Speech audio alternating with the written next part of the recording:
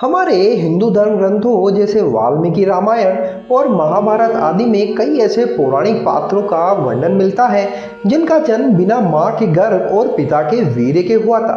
इनमें से कई पात्रों के जन्म में माँ के गर्भ का कोई योगदान नहीं था, तो कुछ पात्रों में जन्म के समय पिता के वीर्य का, जबकि कुछ में दोनों का ही योगदान नहीं था।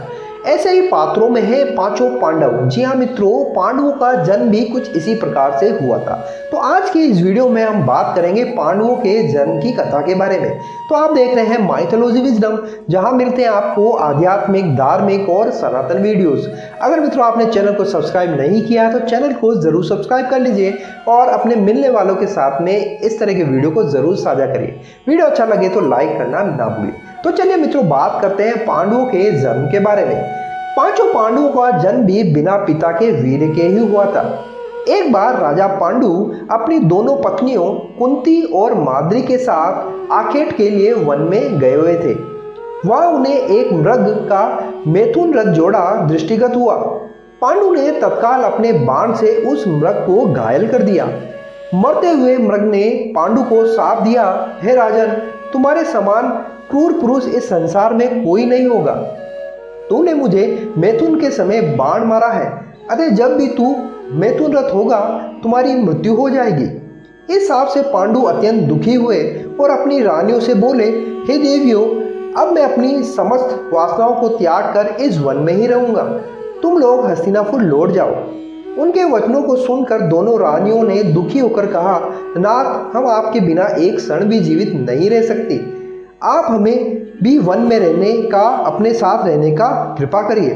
पांडु उनके अनुरोध को स्वीकार कर लेते हैं और उन्हें वन में अपने साथ रहने की अनुमति दे देते हैं। इसी दौरान राजा पांडु ने अमावस्या के दिन ऋषि मुनियों को ब्रह्मा जी के दर्शन के लिए जाते हुए देखा। उन्होंने उन ऋषि मुनियों से स्वयं को भी साथ ले जाने का आग्रह किया। उनके इस आग्रह पर ऋषि मुनियों ने कहा, हे राजन, कोई भी निसंतान पुरुष ब्रह्मलोक जाने का अधिकारी नहीं हो सकता, अतः हम आपको अपने साथ ले जाने में असमर्थ हैं। ऋषि मुनियों की बात सुनकर पांडु अपनी पत्नी से बोले, हे कुंती, मेरा जन्म लेना ही व्यर्थ हो चुका है, क्योंकि संतानहीन व्यक्ति पितृ ऋण, ऋषि ऋण, देव ऋण और मनुष्य ऋण से मुक्ति नहीं पा सकता। क्या तुम पुत्र प्राप्ति के लिए मेरी सहायता कर सकती हो? कुंती बोली, हे आर्यपुत्र, दुर्वासा ऋषि ने मुझे ऐसा मंत्र प्रदान किया है जिससे मैं किसी भी देवता का आह्वान करके मनोवांछित वस्तु प्राप्त कर सकती हूँ। आप आज्ञा करें, मैं किस देवता को बुलाऊं? इस पर पांडु ने धर्म को आमंत्रित करने का आदेश दिया। धर्म ने कुंती का पुत्र प्रदान किया, जिससे युधिष्ठिर नाम का संतान उत्पन्न हुई। कालांतर में पांडु ने कुंती को पुनः 2 बार वायुदेव और इंद्रदेव को आमंत्रित करने की आज्ञा दी। वायुदेव से भीम तथा इंद्र से अर्जुन की उत्पत्ति हुई। तत्पश्चात पांडु की आज्ञा से कुंती ने माद्री को उस मंत्र की दीक्षा दी। माद्री ने अश्विनी कुमारों को आमंत्रित किया और उन्हीं से नकुल और सहदेव का जन्म हुआ। एक दिन राजा पांडु माद्री के साथ वन में सरिता के तट पर भ्रमण कर रहे थे।